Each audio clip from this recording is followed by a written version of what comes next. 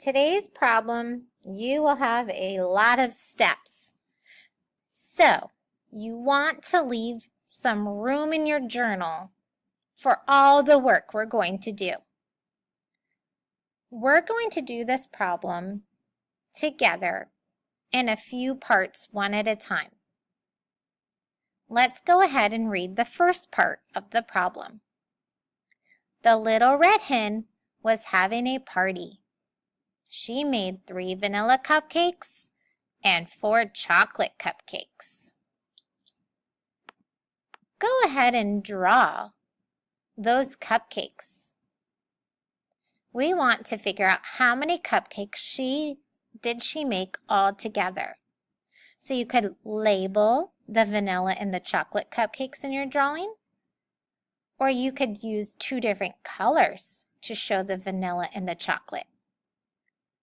Pause the video to show your math drawing. All right.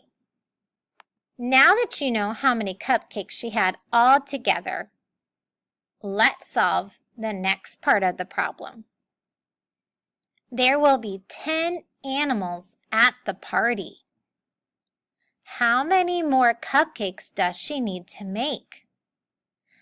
To solve this part, you need to think about how many cupcakes she had all together, how many vanilla and how many chocolate.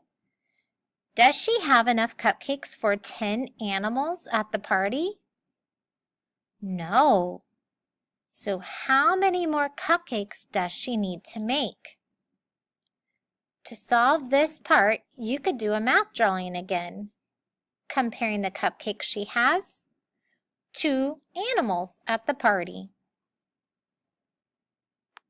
Write a number sentence that you used today, and then answer this question. How many more cupcakes does she need to make? Talk to us about your steps in your video.